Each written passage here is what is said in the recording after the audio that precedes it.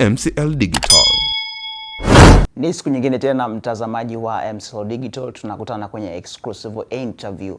Leo tunaye kaimu mwenyekiti wa matawi ya Yanga kwa mkoa wa Dar es Salaam, si mwingine ni Shaban Omar ambaye anakaimu nafasi ya Bakili Makele ambaye amefungiwa na shirikisho la mpira wa miguu Tanzania kwa miaka mitatu. Tutafahamu mengi kutoka kwake akiwa kama kaimu, lakini pia ni katibu wa tawi la Manzese.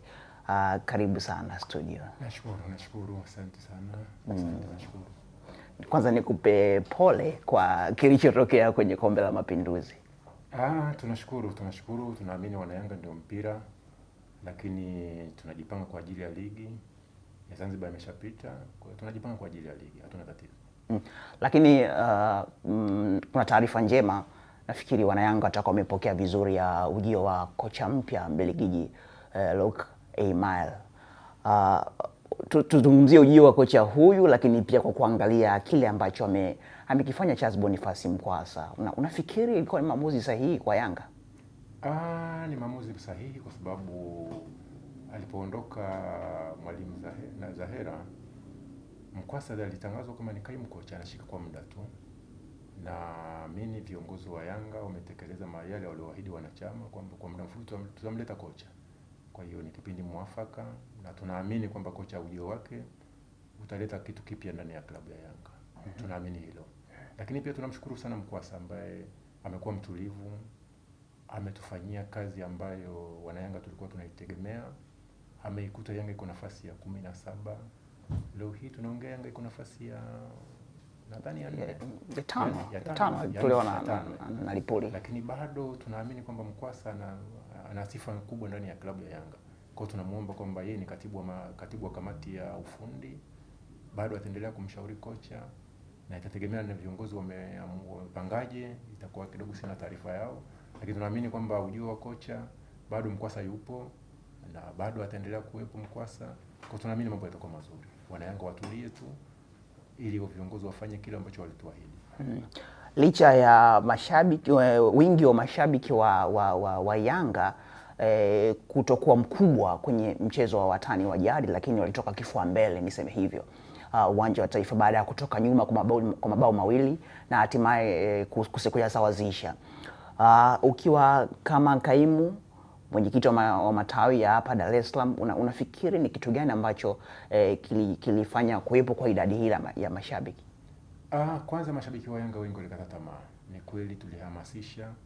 Nashukuru sana magrupu ya WhatsApp kwamba yalihamasisha vizuri. Wanayanga tulihamasishana vizuri, lakini bado watu walikata tamaa, hasa waliangalia ukubwa wa Simba. Kwa hiyo lazima tukubali kwamba Simba wamekamilika. Simba kama walivyokuwa wanaeleza kwamba wana fedha, Yanga tunakwenda kwa kusuasua wanavyodai. Kwa hiyo tunaamini wengi walikata tamaa. Lakini baada ya matokeo yale tunaamini watu wamefufua matumaini yao kwamba kumbe inawezekana. Na tuliwaambia wana Yanga, kama ameweza Mwadui, kwa nini Yanga tushindwe? Ina maana Mwadui ni mzuri kuliko Yanga. Kwa hiyo Mwadui kaweza kumfunga Simba, kwa nini sisi tushindwe kufunga Simba? Kwa mshikamano wa wanachama, mashabiki, wapenzi, viongozi, mshikamano wa wachezaji wetu ulifikia hatua kwamba tukaweza kile ambacho kiliambiwa hatuwezi. Ingawa hatukumfunga Simba, bado tunaamini kwamba mwana mama yule ndiye amekuwa mbele kubwa kwa baba Simba. Ni Simba sisi tunaamini tuliwafunga. Tunaamini tuliwafunga.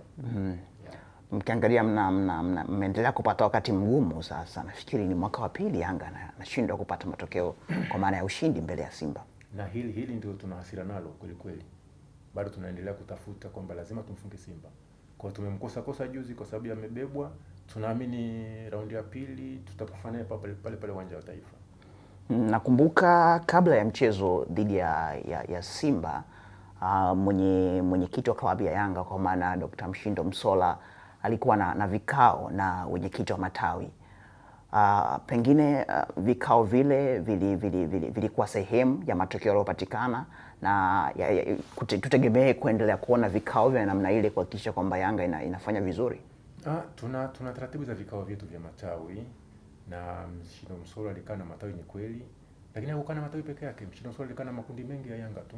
Kazi kubwa ilikuwa ni kuwaweka wana Yanga wawe kitu kimoja na kuwapa maelekezo kwamba tufanye nini ili tuende kupata matokeo uwanja wa Taifa. Kwa ilikuwa ni kazi ya Mshindo Msola kama mwenyekiti wa Yanga kufanya vile, na tulikaa naye kweli, alikaa na matawi, alikaa na kamati mbalimbali. Tunaamini ndio matokeo yaliyofanikiwa, tukafanikiwa kufanya vile tulivyofanya. Mnaiona wapi sasa Yanga baada ya mchezo ule dhidi ya Simba? Yanga tunaona Yanga ni Yanga ya kutafuta ubingwa sasa hivi. Lengo letu ni kupata ubingwa ambao tumekosa ndani ya miaka miwili. Hatuna mazoezi ya kukosa ubingwa mara 3. Kwa hiyo tunaamini mwaka huu tunatafuta ubingwa. Tuzungumzie ukiwa kama kaimu kwa upande wa kuihamasisha timu, changamoto gani ambazo mmekutana nazo kwa kipindi hiki ambacho una kaimu nafasi ya Makere? Changamoto kubwa ni hiki kinachotokeza ndani ya Yanga, hasa kiuchumi. Uchumi kidogo umekuwa si mzuri ndani ya Yanga, lakini pia tushukuru kwamba uongozi ulivyompa nafasi huyu mkurugenzi wa JSM ametusaidia kwa kiasi kubwa sana. Ni kweli Yanga kuna matatizo ya uchumi.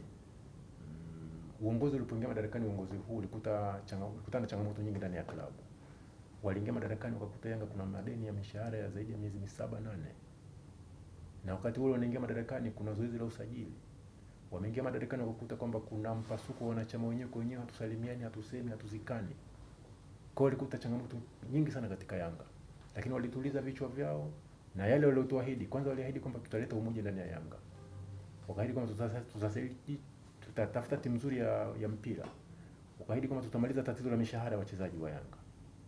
Lakini wakaahidi kwamba tutaipeleka Yanga kwenye mabadiliko. Kwa hiyo ni vitu ambavyo huwezi kuvipata kwa ndani ya muda mfupi.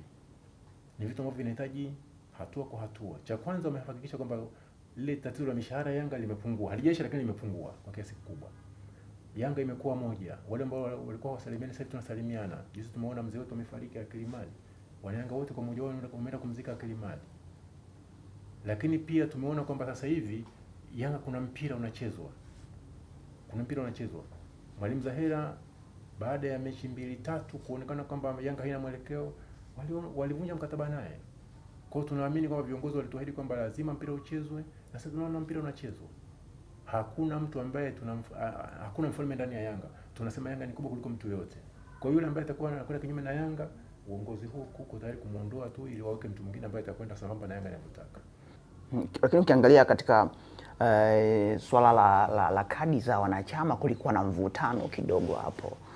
Pengine elimu imetoka ya kutosha kwa upande wa wanachama wa Yanga na wapenzi? Na ndio tunachokihitaji hicho, kwa sababu tumeingia kwenye matatizo makubwa ya kadi.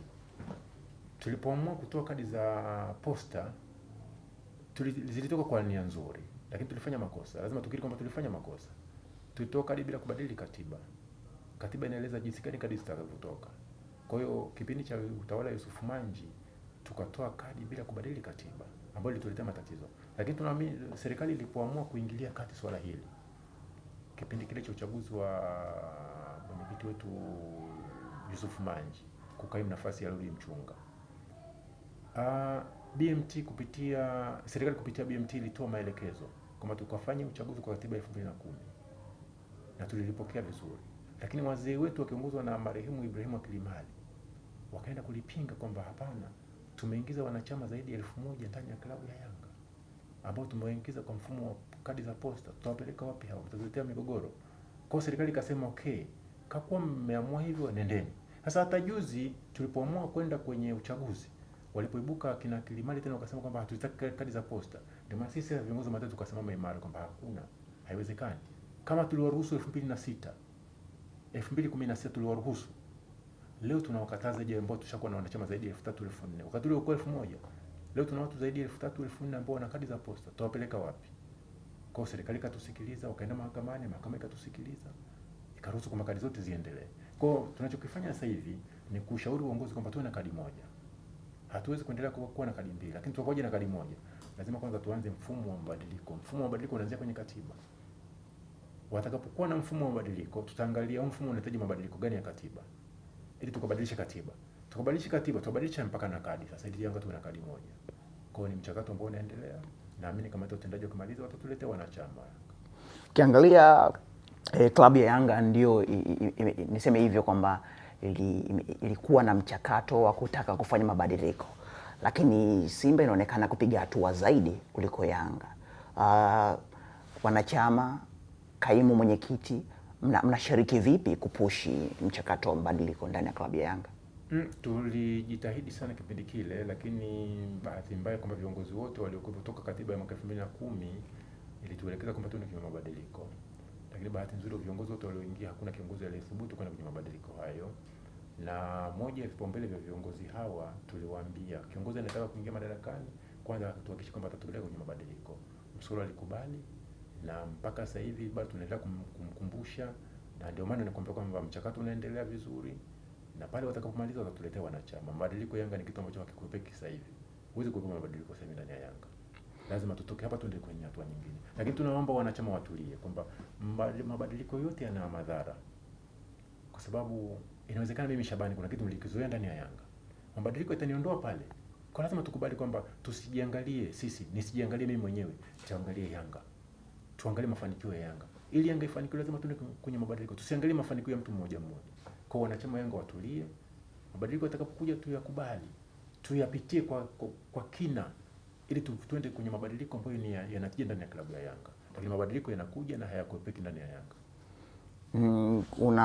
Unaiona wapi Yanga kama ingekuwa kwenye kiwango ambacho Simba ipo kwa maana ya kiuchumi?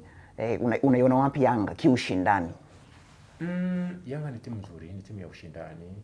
Kosa tulilofanya sisi ni kwamba kipindi ambacho tuna Yusuf Manji, wale waliokuwa wanamshauri Yusuf Manji naamini hawakumshauri vizuri.